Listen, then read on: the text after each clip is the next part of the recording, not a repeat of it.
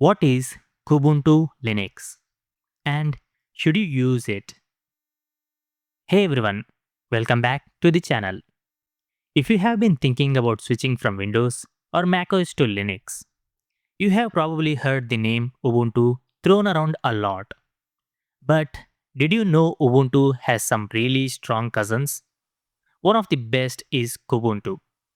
Today, I am breaking down exactly what Kubuntu is, how it compares to regular Ubuntu, what makes it special, and most importantly, whether it's the right Linux distro for you. Stick around.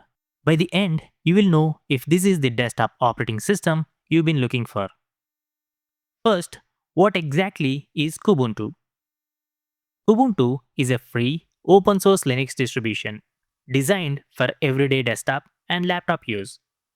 It's built on the same rock solid foundation as Ubuntu, which means you get the same excellent hardware support, vast software library, and long term stability. About the big difference, instead of Ubuntu's GNOME desktop, Kubuntu ships with the beautiful and incredibly customizable KDE Plasma desktop environment. That's where the K in the name comes from.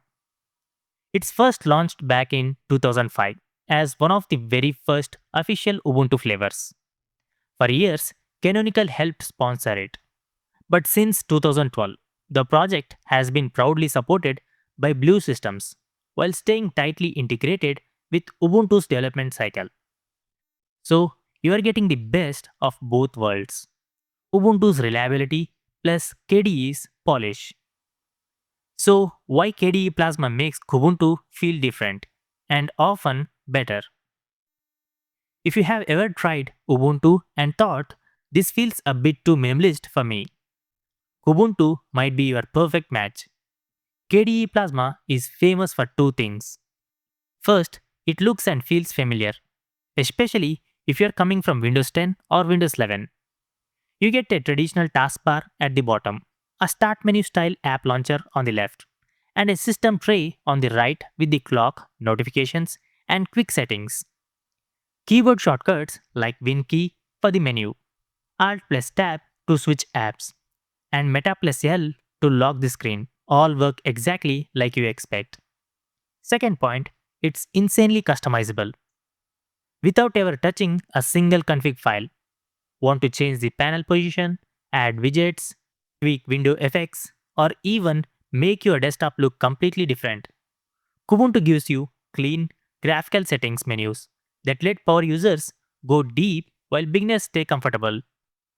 Unlike GNOME, which keep things simple and often requires extra extensions for customization, Plasma is powerful right out of the box. Now, let's talk about the system requirements and who should use it. Kubuntu is surprisingly lightweight for how feature rich it is. Official minimums are 4 GB RAM or 8 GB or more recommended for smooth multitasking, 25 GB free storage, 2 GHz dual core 64-bit processor. In real world use on modern hardware, it flies even on mid range laptops. It's ideal for Windows users who want something familiar but more private and customizable, people who value stability over bleeding edge updates, or anyone who loves tweaking their desktop without headaches, and also students, professionals, or creators who need a reliable daily driver. If you want the absolute latest software every week, you might prefer something like Fedora KDE or Manjaro Plasma instead. But if it just works is your priority, Kubuntu shines. Now, how easy is installation? The answer it's super straightforward. Head to the official site at kubuntu.org and grab the latest ISO. As of right now, in early 2026, you have got two smart choices.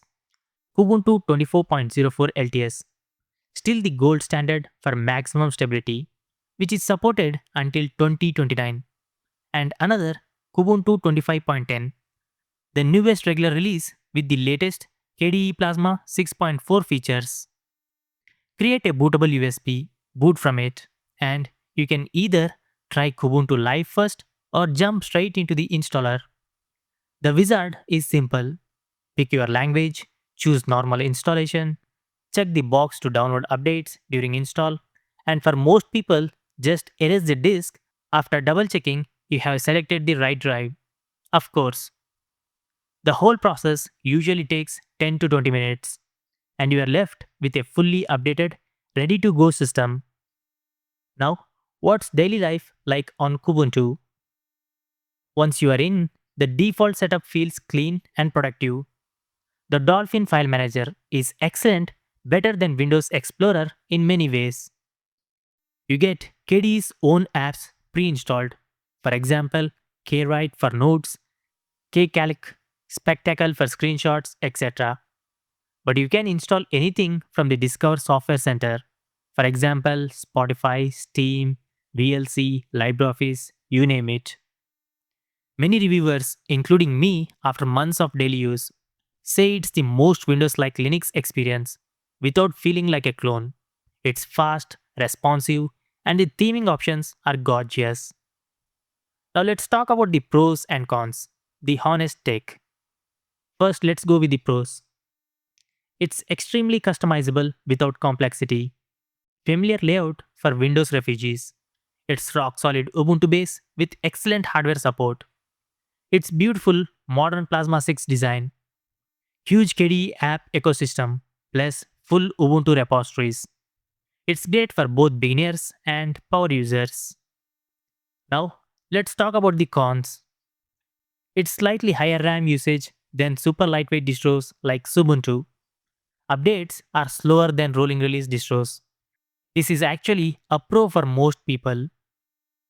The settings menus can feel overwhelming at first if you're not used to options. So, should you use Kubuntu? If you want a Linux desktop that feels premium, works out of the box, gives you tons of control, and doesn't force you to become a command line expert, the answer is yes. Kubuntu is an outstanding choice. It's not the only Plasma based distro out there, but it's one of the most polished and beginner friendly.